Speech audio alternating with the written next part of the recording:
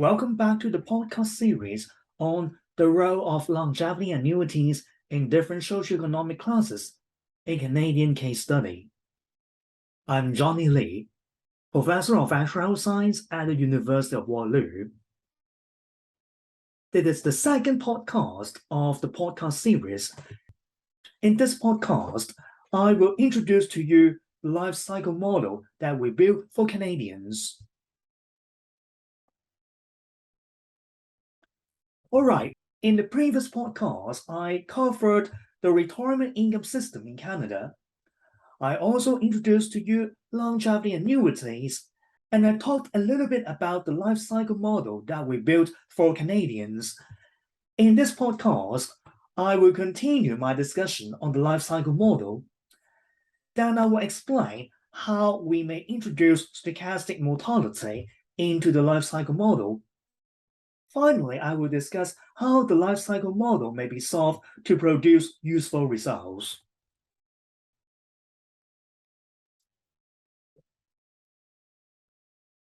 Okay, so let me continue my discussion on the life cycle model.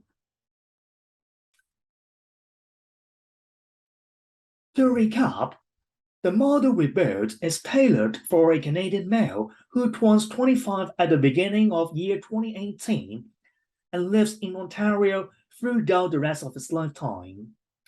We use t equals 1 to represent year 2018 and so on.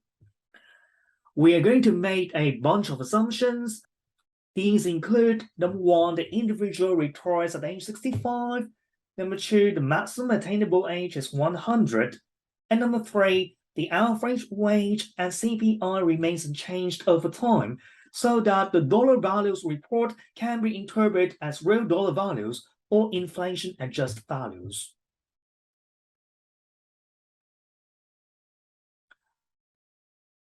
As I mentioned in the previous podcast, the components in the life cycle model can be divided into two categories. Number 1 are the components that are related to cash inflows and outflows, and I have already discussed these components in the previous podcast. In this podcast, I will discuss the second category, that is, components that are related to resources and decisions. So let me recap the key points that I mentioned concerning the life cycle model in the previous podcast. Before retirement, the key cash inflows and outflows include income, which is represented by YT, CPB contribution, which is represented by CPBT, RRSP contribution, which is represented by DT, and that has a component that will be optimized and is subject to a contribution limit. Then we have the EI premium, EIT, housing expenses, HT, and finally, taxes. After retirement, the key cash outflows and inflows include, number 1, pension withdrawals, which we denote by DT, and it is a quantity that will be optimized through the life cycle model.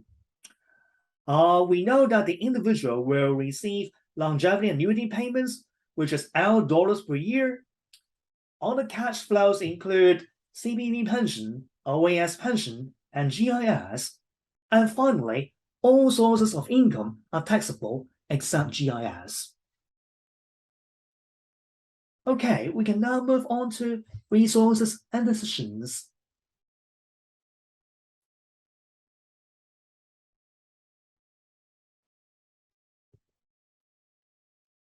First, let me introduce the general relationship between resources and decisions. At the beginning of each year, the individual needs to make some decisions. The decisions affect the individual's resources, both liquid and illiquid. It is important to distinguish the resources before and after decisions, and for this reason, we have different sets of notation for resources before and after decisions. Before decisions, the year T liquid resources will be represented by MT, and illiquid resources will be represented by NT. After decisions, the year T liquid resources will be represented by AT, and illiquid resources will be represented by BT. So M and N are for before decisions, and A and B are for after decisions.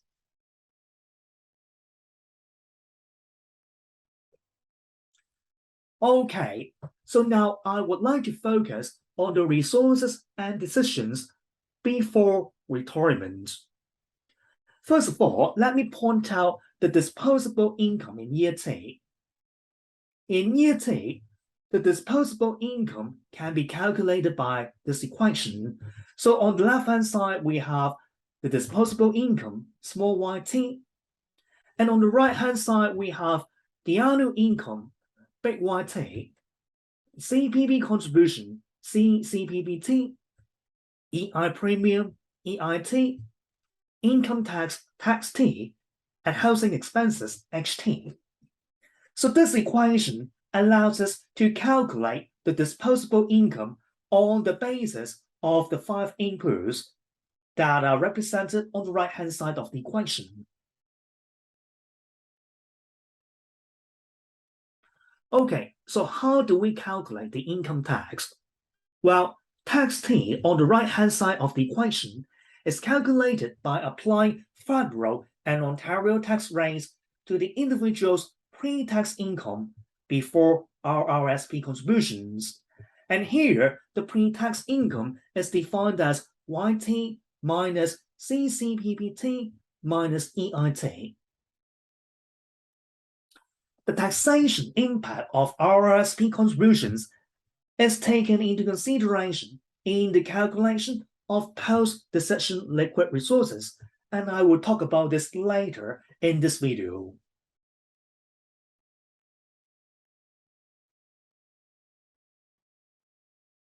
All right, so now we are ready to define the pre-decision resources at the beginning of year T.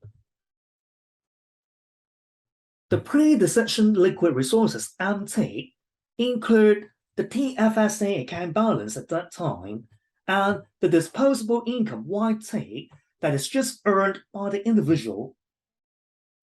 On the other hand, the pre-decision illiquid resources, NT, are composed of the RPP and RRSP balance at that time, which includes the employer's RPP contributions and the individual's RRSP contributions from previous years.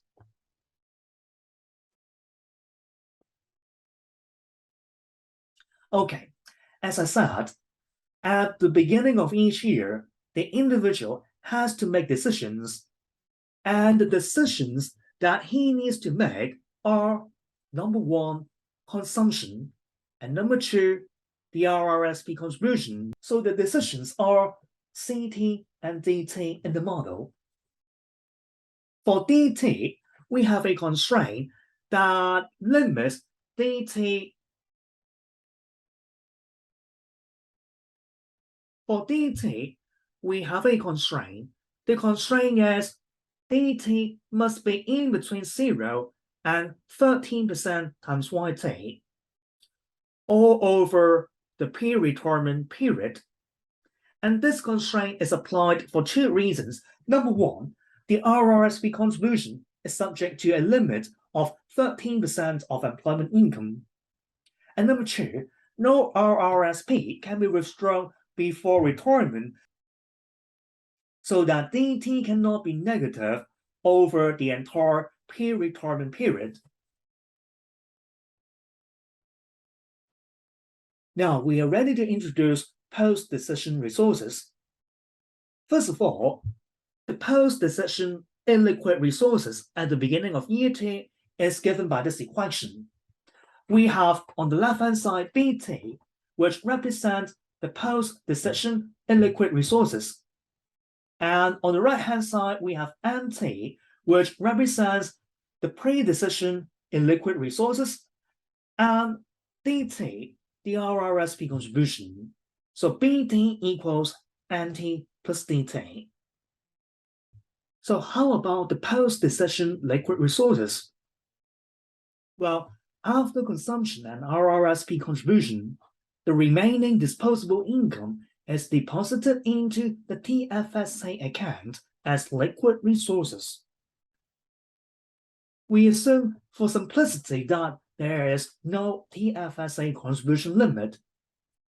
So the post-decision liquid resources can be calculated easily using this linear equation. We have on the left-hand side AT, which represents the post-decision liquid resources. On the right-hand side, we have MT minus CT minus DT plus G of DT. Here, MT is once again the pre-decision liquid resources. CT represents consumption, DT represents RRSP contribution, and G of DT represents the tax refund arising from the RRSP contribution of DT.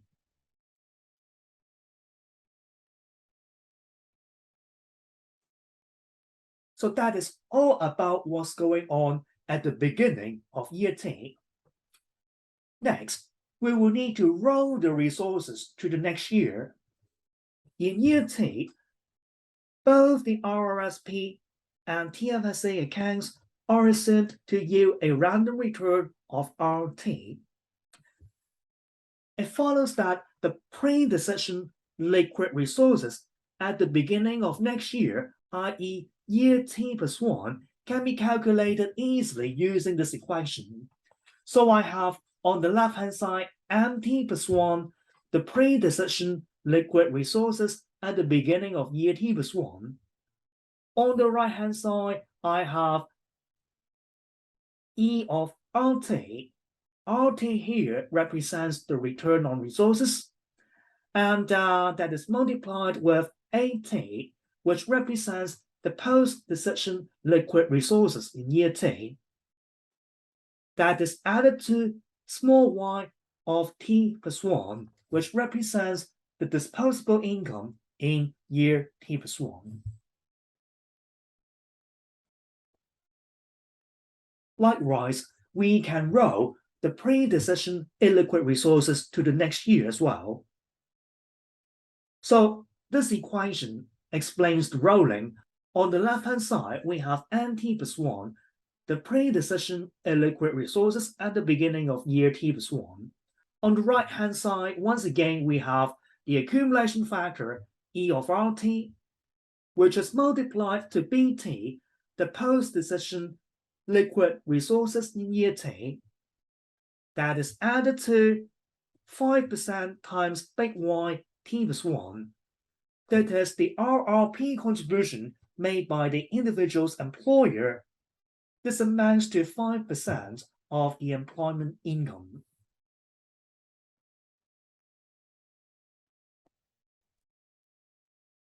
Okay, we're now ready to move on to post-retirement resources and decisions. After retirement, the individual's gross income includes CPP pension, OAS pension, GIS, and longevity annuity payments if applicable. Longevity annuity payments is applicable when the individual is older than age 80, i.e. when T is greater than or equal to 56. We assume that the annual housing expenses after retirement is 10% of the individual's salary immediately before retirement.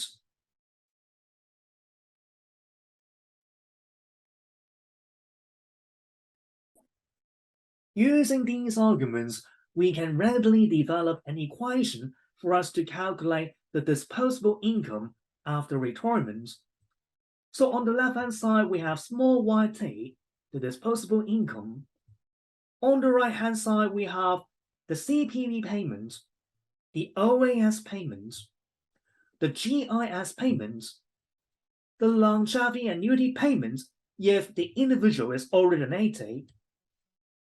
Then we have the income tax and housing expenses.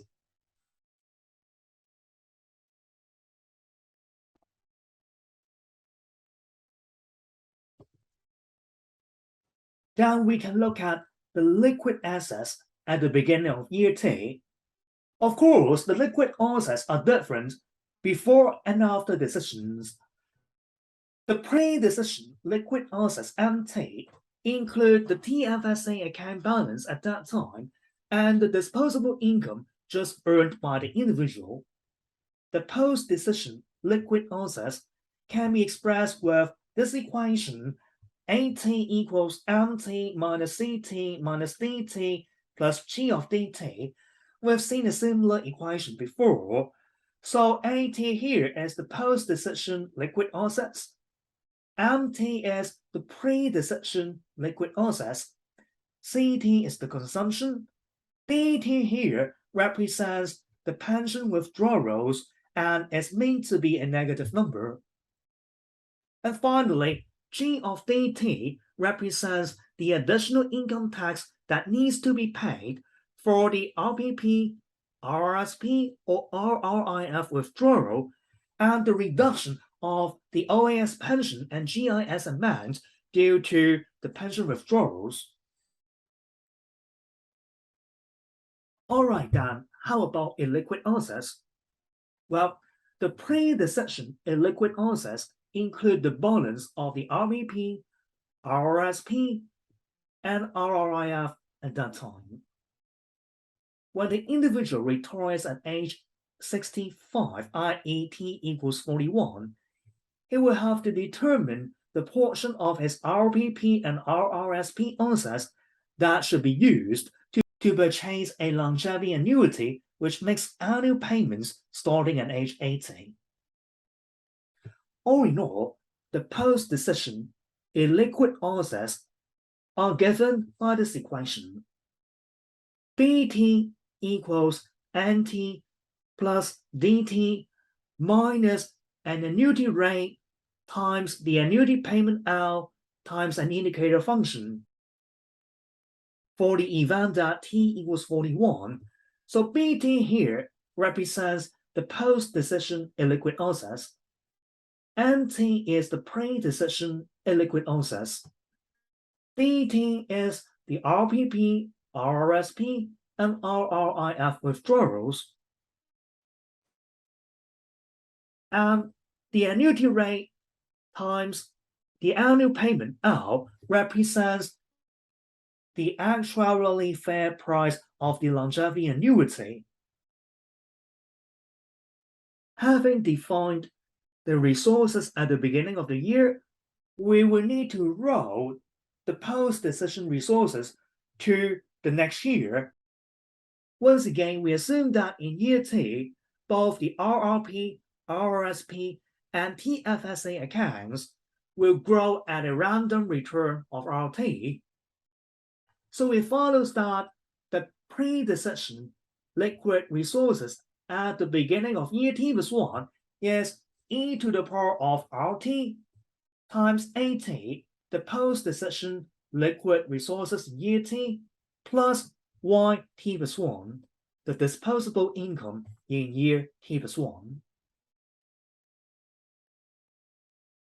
And the pre-decision illiquid resources at the beginning of year T plus 1 is e to the power of RT times BT, and BT once again represents the post-decision liquid resources in year T.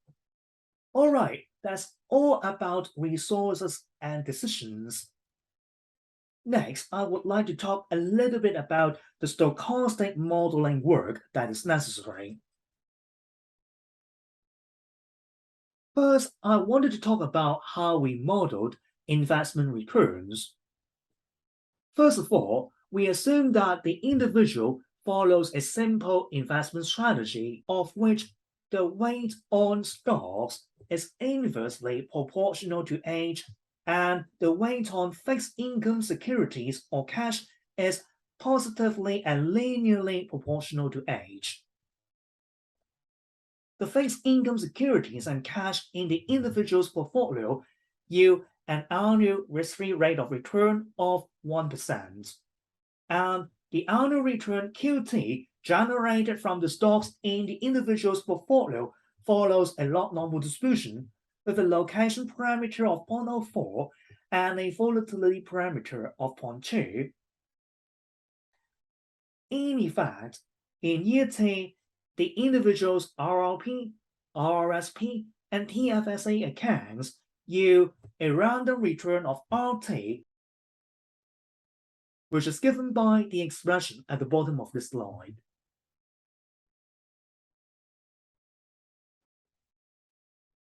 Next, I would like to talk about how we model stochastic mortality. Now, in this project, we considered two stochastic mortality models. Model 1 is the original Lee-Carter model, or LC model for short. That is a single population mortality model, and we calibrate the model to the historical mortality experience of the general population of Canadian males. Model 2 is the Augmented Common Factor model, or the ACF model for short. This is a multi-population mortality model, which can be used to incorporate socioeconomic differences in mortality. We calibrate this model to the historical mortality experience of CPP male pensioners belonging to three relevant CPP pension bands: low income, medium income, and high income. With the stochastic investment and mortality models in place, we are now ready to solve the life cycle model we built. When modeling the utility of the individual, we assume a power utility function with a risk aversion parameter of gamma. The expected lifetime utility of the individual is given by the equation that is shown on this slide.